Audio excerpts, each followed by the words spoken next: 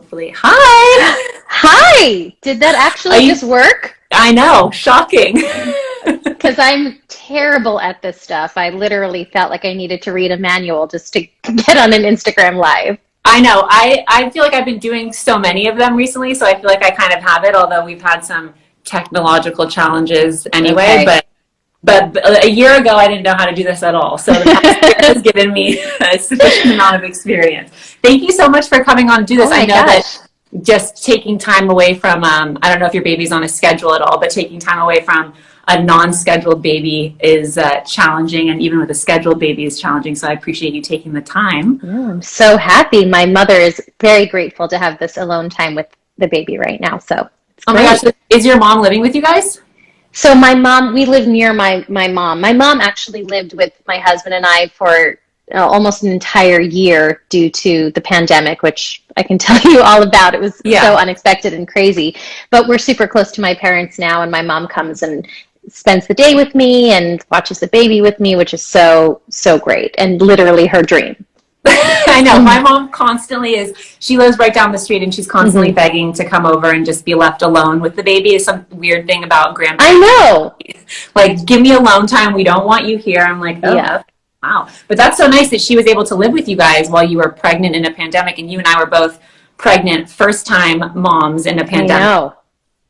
Wild experience. But I want to hear about yours because that's so nice you were able to live with your mom in that. Yeah, I mean, I wow, where to even begin? I'm also just so excited to talk to, like, when you're with your baby like all day long. So I'm so excited to talk to someone. So just at any point, like, reel me in. Yeah, I had a very, very intense, very scary pregnancy, and I've never shared my experience with anyone, which I think is something that now that I am a mom, I see myself doing in a lot of ways, not sharing for fear of, not sounding perfect or just being afraid. And definitely in my pregnancy, I really withheld a lot of my experience from the people around me. Mm. But I found out I was pregnant very unexpectedly in December 2019. Mm-hmm. And my husband and I tried for a while. I have PCOS. Right. So our process of conceiving was very complicated. Which is such a big and common topic because I've been doing this BDA baby series for a little bit now, and PCOS is probably the number one topic that comes up about people struggling with PCOS to conceive, just in general struggling with PCOS. So I think that a lot of people really appreciate your ability to be open about your journey with PCOS, and then of course to have this beautiful baby boy that I you have know. at the end of the tunnel is so amazing. But I want to hear about that a little bit too, but I'll let you continue about the pregnancy journey. Yeah, and that's the thing. PCOS it's really complicated because it's hard to diagnose. I didn't know I had it until I was 30 years old. I went off of birth Wow. control. It was just always my plan to go off of it when I turned 30. I'd been on it for like 15 years. Right. And I suffered from horrible, horrible skin, terrible, like welts the size of walnuts on my face. I went on Accutane 3 times. No one ever diagnosed me for having PCOS. And maybe if I had been, I don't know, if I had been diagnosed when I was 14, 15, maybe there would have been a way for me to help kind of regulate my body and to help get me to a better place for my childbearing years. Right. But no one did. It wasn't until I turned 30 that I went off of birth control, and I gained 20 pounds. My skin broke out terribly, and I was like, something isn't right. I didn't get my period for an entire year. Mm-hmm. And I ended up going to a wonderful doctor in Los Angeles, and she was like, oh, you have PCOS, which no one had ever done before. Right. And through, regulating my diet, acupuncture, some medication, I was able to manage my PCOS. But then, it's easy to manage it in your daily life, but when you're trying to conceive, it's much harder, Right. especially if you have, extremely irregular periods. You never really know when can you get pregnant, actually. And then on top of that, I had to have multiple procedures to remove polyps and cysts and scar tissues, and it just got really hard for us. And again, it's something that, for me, my journey with conceiving, it was challenging, but when I actually did get pregnant, we just decided to kind of give up. I'd had my third procedure. I was really kind of down after taking so much medication and constantly healing from these surgeries. I was like, let's just stop. And of course, that's when we got pregnant. So isn't that funny the way that works with I feels like with everybody says we're going to take a break from trying to get pregnant, and then poof. But everything that I had been doing definitely worked, right. I mean, with taking care of what I needed to medically, plus doing the things that I could do on my own, like acupuncture and my diet. I think all of that combined, it did. Obviously, it worked. Yeah. But it was definitely hard to, I know that my journey is definitely, it's definitely it's a good story. I know that women with PCOS try for so long. So I was so grateful.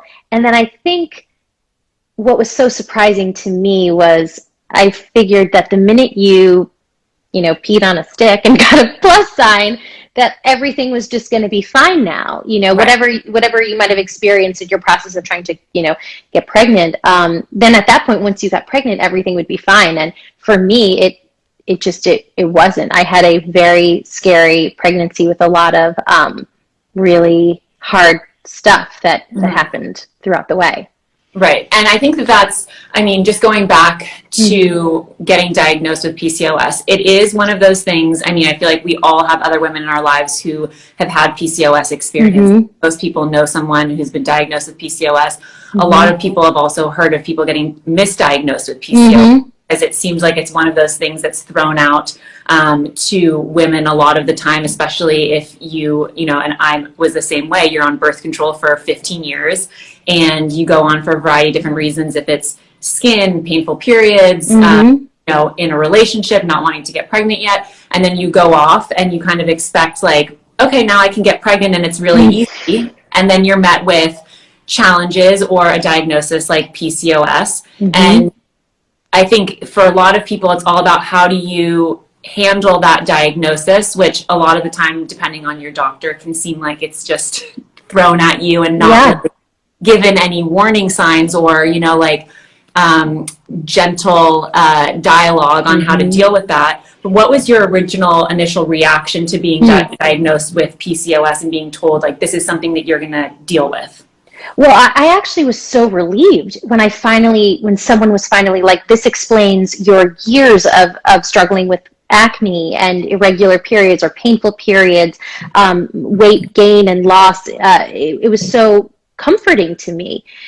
It wasn't until I started trying to have a baby a couple of years later that I started researching that PCOS actually can really affect chances of getting pregnant. And I was like, wait a minute, that was never brought to my attention when I was originally diagnosed. Mm-hmm. And then I got really, really scared because I knew that I had very irregular periods. Mm-hmm. And so I was like, okay, well, I definitely now fall into this category that this could be hard for me. And then it just became more information, just kept building and building and building, going in for an ultrasound and seeing that I had massive amounts of cysts and polyps that I was completely unaware of. I had scar tissue that literally looked like a cork blocking how I could get, pregnant. Wow. And it was just, it was definitely a building of information for me that initially when I was diagnosed, I was, like I said, I was very relieved because I felt like this explained a lot of my confusion over the years of why everything that I tried to help manage all of my symptoms wasn't working. Right. And then when it came time to really trying to have a baby, I realized that it was much more complicated than just something that affects your weight or your skin. It's much, much more challenging.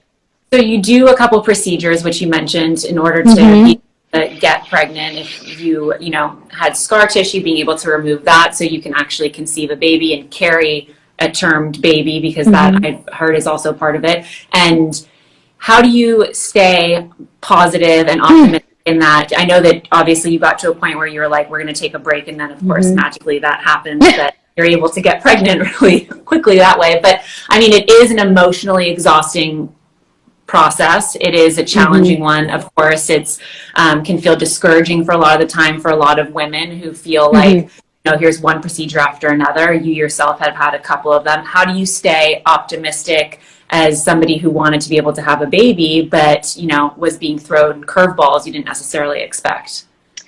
Yeah. I mean, I'm a very goal-oriented person. So every time they would be like, if you do this procedure, then like you're in the clear. And so I would get, okay, like we just have to do this and then everything is going to be fine. And then, you do that one and then it's like, actually, sorry, we didn't get everything we needed to get. We have to go in again. And just as it kept happening one after another, I really kept feeling like maybe this just isn't meant to be for me right now. Maybe maybe this isn't going to happen, which is something that for me personally, I think was always my biggest fear in my entire life, that I wouldn't be able to become a mom. It's what I've wanted more than anything. And emotionally, it just started to build and build. And then on top of that, as a working woman, I have to continue to do my job, and what I do has to put me in front of a camera. And here I am taking hormones and recovering from surgeries, and then having to go and work and be in a bathing suit on camera, and no one knows what I'm going through or why I might look pregnant, because I'm so bloated and swollen from all of these things that I'm doing to my body.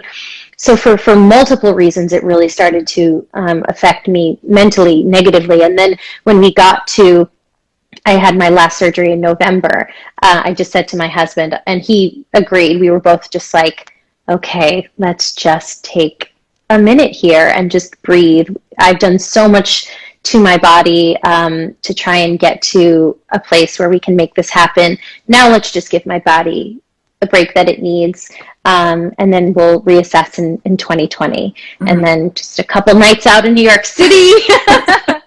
But again, it wasn't completely spontaneous. It definitely, it was my job. I was like, literally, I put everything into trying to make this happen. And again, I think that coming into the pregnancy, of the process of conceiving being so scary and stressful, and then getting pregnant and having a really challenging pregnancy, I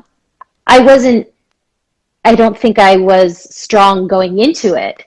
And then being hit with the challenges that I was already kind of, I don't know how to, I guess I was just a little shook to begin with. And then it was really a whole other process. I think it's, I think it has a lot to do, of course, with, whatever you believe in the world, God, or, anything, just being able to say, I'm going to take a break from this, relax your body. Stress, of course, people say has so much to do with being able to get pregnant in the first place. And when you're not laser focused on it, a lot of that, a lot of the time that helps.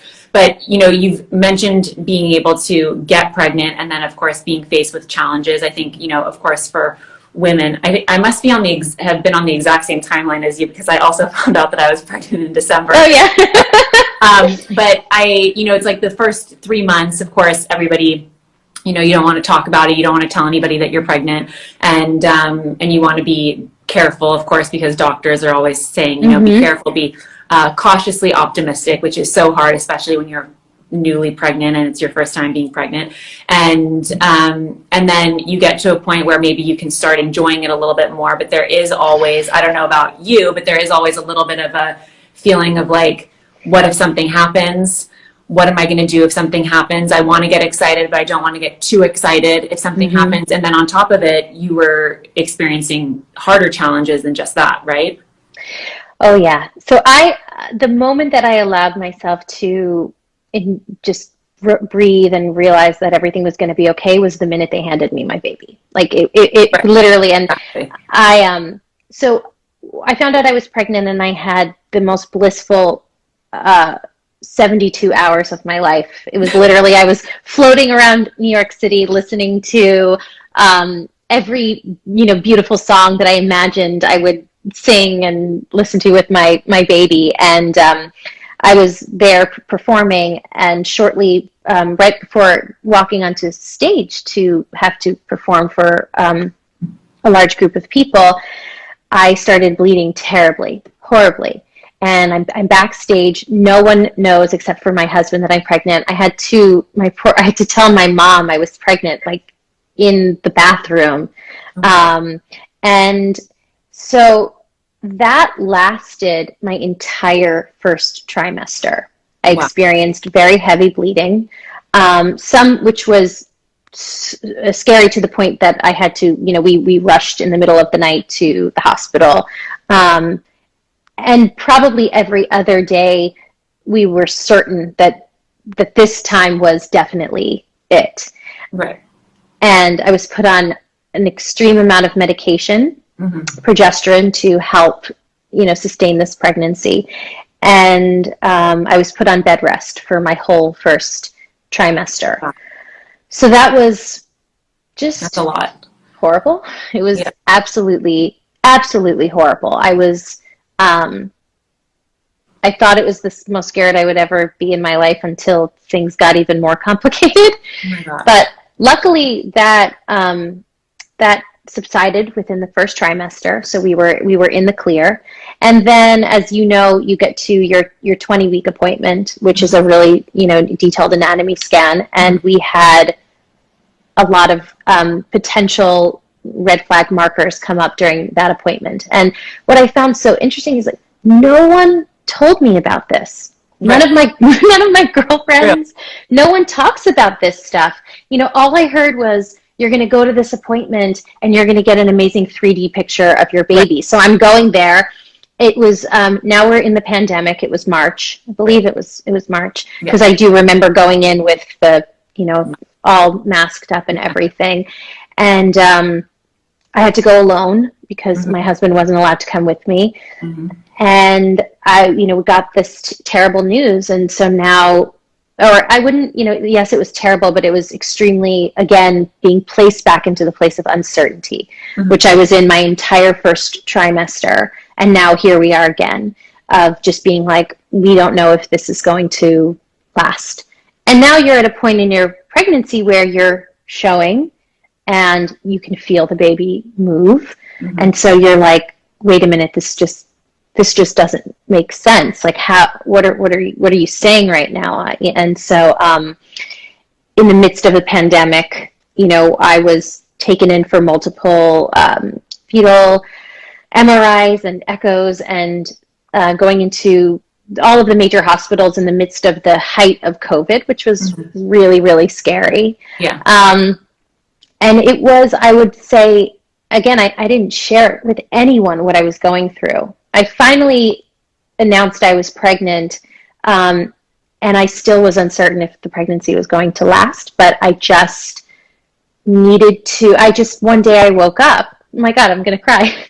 I just woke up and I was like, I just want to be a mom right now. Like, I want this time. And it was horrible. It was the lowest I've been in my entire life of just, I remember I would wake my husband up in the middle of the night and just be like, you have to like hold me. I'm terrified right now. We were all really, really afraid.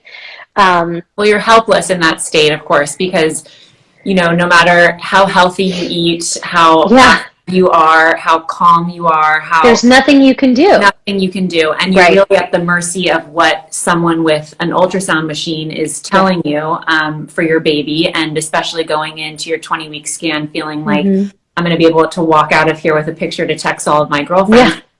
You're in COVID and you want to be able to show a picture to your husband who can't come to an appointment with you. And then you're in there by yourself and you're being told all of these things as a first-time mom.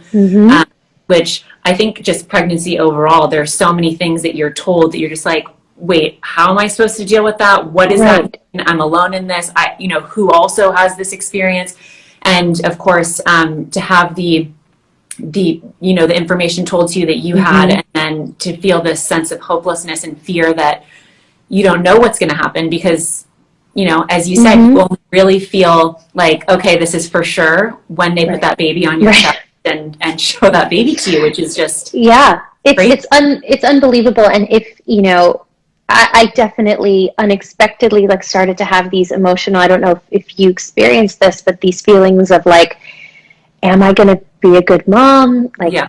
you know, you just start having those moments of self-doubt. And then when your body, you know, you blame it on your body, you're like, oh, well, my body is failing me here. I must have done something to make this happen to my baby.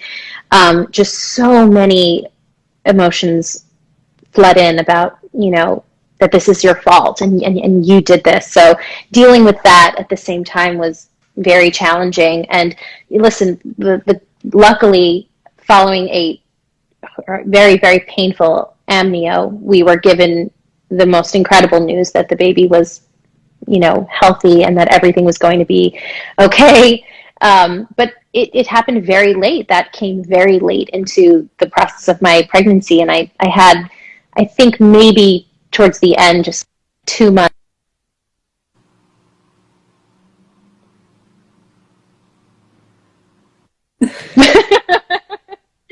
Can you hear me? Are we Now okay? I can hear you. Yeah, you're fine.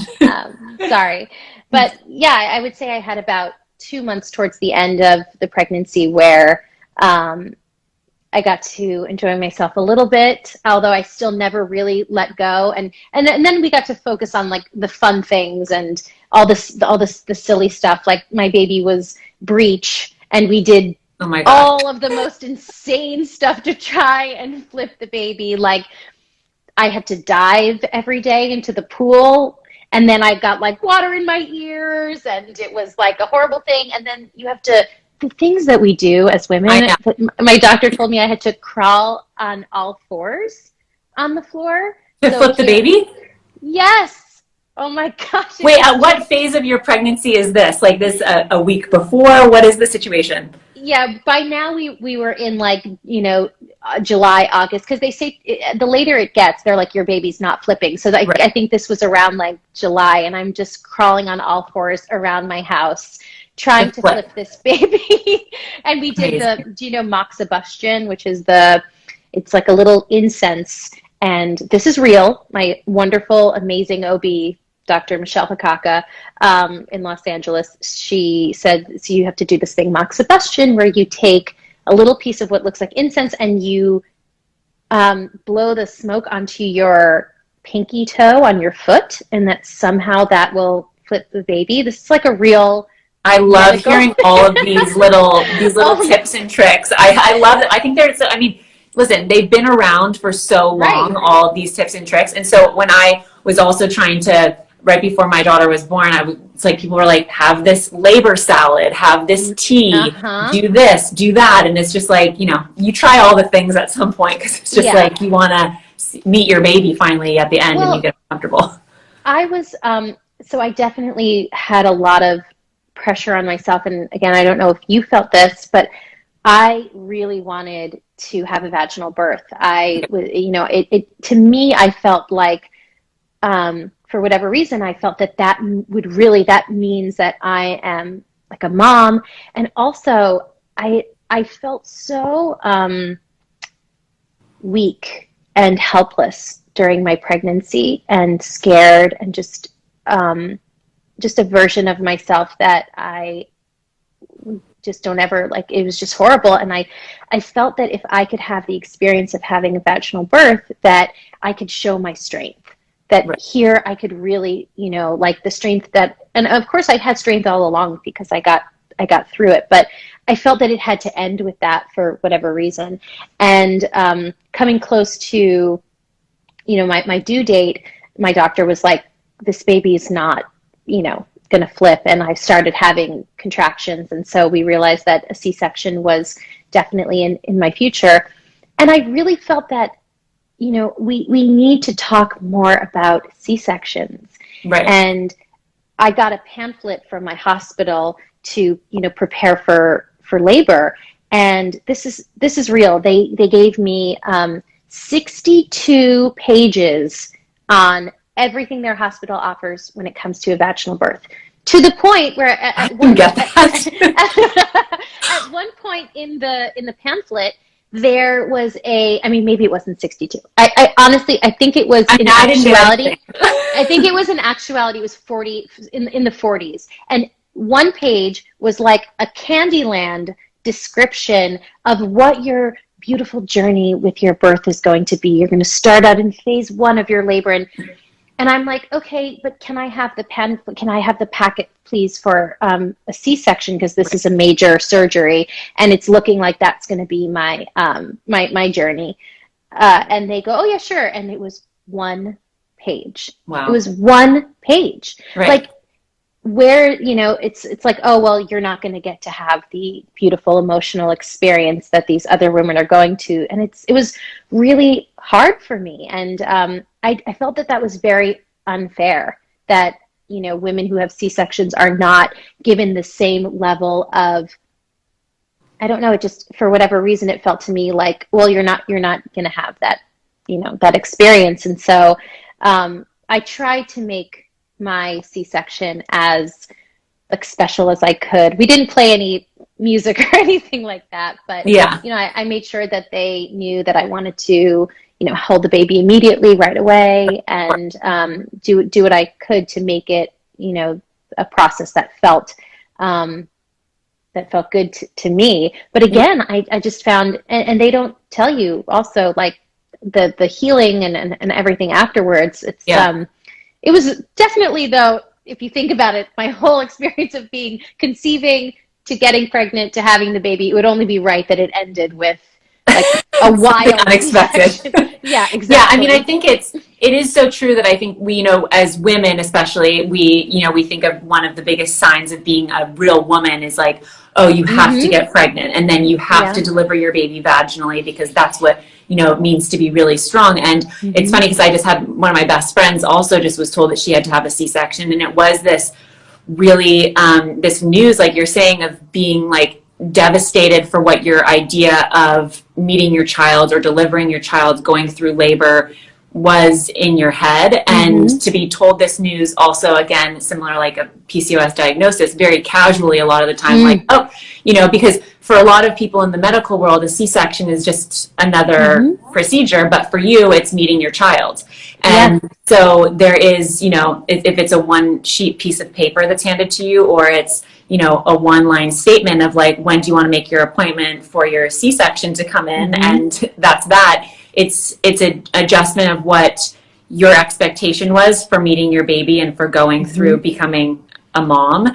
And then on top of it, of course, it is a major surgery. So it's just it's such a different, and it has a whole other flood of emotions, of course, and things that come with that. And your healing is totally different than a vaginal birth, which is, but I agree that it's not something that we talk about or maybe make to seem as heroic as a vaginal birth. Is like, if you hear about a woman doing a vaginal birth, you're like, wow, you're a real true hero. And then a C-section, you're like, oh, you went in for a surgery. Well, it's the same thing like the debate I feel between formula and breastfeeding. Yeah, I feel that, when you hear that a woman is breastfeeding, or how long are you breastfeeding for, you're still breastfeeding, it's like, wow, you're praised. But if a woman is giving their child formula, it's suddenly like, oh, well, you're just looking for the easy way out here. Right. And it's just all such, it's so, it's unfair. And a lot of it too, like I also put a lot of the personal pressure on myself, because I had an image of what it was going to be like, and it wasn't. But that's what my entire pregnancy was. I had an image of what everything was going to be like, and it wasn't. But that's what, for me, I relied on my faith more than I ever have in my whole life. And it bonded my husband and I in a way that, you don't ever want to have to go through something like that. But the minute we had our son and we looked at him, I know that the experience truly, it changed me in a way that I can never explain. And then seeing him and seeing his face, it's, as it's unexplainable, that feeling, that moment. Yeah, I know it is. It's truly insane and changes you to your core, of course. And I think to be able to look back and reflect on your pregnancy and see that it was filled with so many unknowns, and then of course resulting in the beautiful birth of your son, but to look back and say like, okay, nothing really went as I had planned. Mm-hmm. And there are a lot of women, of course, you, in addition to that, you know, have being in a pandemic and Mm-hmm. for your first pregnancy on top of all of those other things. And for women who are, you know, pregnant right now, have been pregnant in this pandemic, have their first baby in a pandemic, and or maybe are just experiencing different medical challenges in their pregnancy that makes them feel similar of, you know, not necessarily strong, or, you know, maybe feeling weak or not hopeful in your pregnancy or not great in your pregnancy. What would your advice be to women to be able to handle that in stride, especially now that you're on this other side of having your son, and being able to reflect on your pregnancy and your journey to getting pregnant? Wow.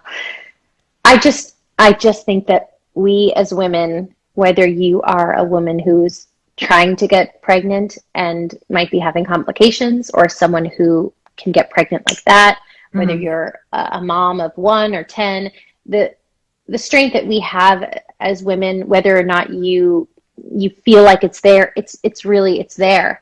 And I didn't know it existed within me. And like I said, I wouldn't ever wish that experience on anyone, but for me, it really did help me to acknowledge that within me. And I think that we need to give ourselves a lot more credit, because the process of trying to get pregnant in and of itself, you know, for many is so incredibly challenging and hard and emotional. And we have to realize that how strong we really are. And also, you know, I do regret not leaning on more people. I kept everything within me. I didn't tell anyone what was going on. And that was really isolating. So I would say to lean on those around you as much as you can, because whether or not they can understand, we just have to support one another. Yeah, I think that that's so true. And I think especially hearing, you know, you going through your journey of, you know, having bleeding in the beginning, which a lot of women experience, and it's such a devastating and confusing thing, because you can have an experience where you're bleeding and things go well, and you can have an experience where they don't go so well, and yeah, and it's confusing, and it's so hard. And, you know, especially with doctors saying, you know, let's just wait a little bit, it's like it, you know, will drive you crazy. And I know a lot of my friends have had experiences like that. But to be able to know that you were going on a stage that night and quietly dealing with, you know, procedures that you had to try and be able to get pregnant privately, you know, obviously the bleeding and those challenges privately, it's really hard. And I think it's such an amazing thing for you to be able to say that you want to be open about your journey, because I think your goal with this is, of course, to make someone else feel less alone in their journey. That, you know, you experienced it, you went through it, you of course have a beautiful outcome with it, with, you know, being a mom now. And also that, you know, there are a lot of people who deal with this very quietly. And I think it's even more reason, if this year hasn't been enough reason, to show us all the importance of treating each other with kindness, because we don't know what someone is going through or experiencing. And that's the thing also with like social media, which, you know, it can be used for many great ways, but also, you know, I've always been someone who's afraid, definitely, of showing any flaws. And it's something that, you know, I don't think that that's a positive attribute. But the problem with social media is people say, oh, you're announcing your pregnancy and it's beautiful and you're wearing a beautiful dress and everything looks great. But that was one of the hardest days of my life, because I was like, well, I'm going to just let everyone know I'm pregnant, but this probably isn't going to work out. So, you know, there's that sense of vulnerability for me that's always been very challenging. But when you become a mom, you know, you're really just stripped down to your core.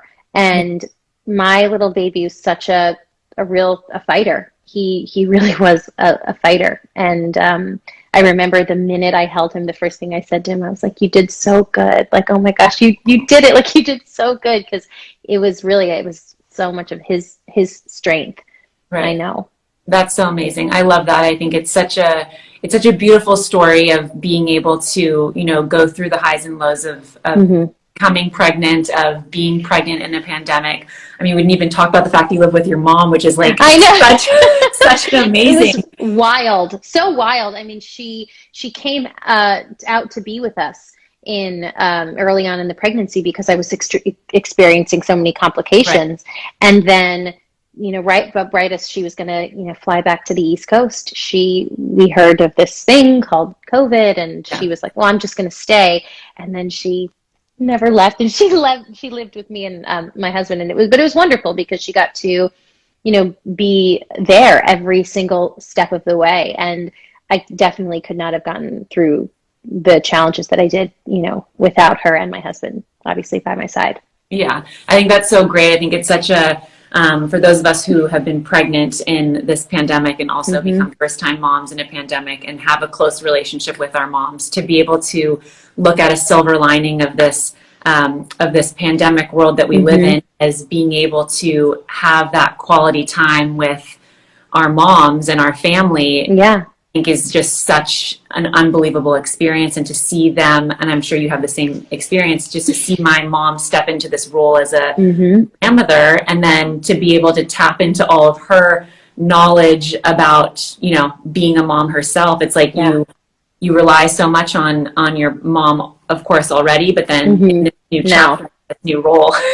I know. I'm so very grateful. And I think, as for me, I've had such an amazing relationship with my mother, but sometimes we were so close that it came with its own complications. Right. But now, as this role of being a mother, and my mother is a grandmother, it's like I just see my mom now. Also, I understand so much more now. And I'm so grateful for her and everything that she, did for me growing up. And so it's enhanced our relationship just as mother and daughter. And then also just because she's so incredible with my son, that I could go and, do this and feel like I'm so safe that she can, be with him. And the same goes for my husband, to have a partner that is so wonderful and secure, to know that, my son is in the best hands. Right.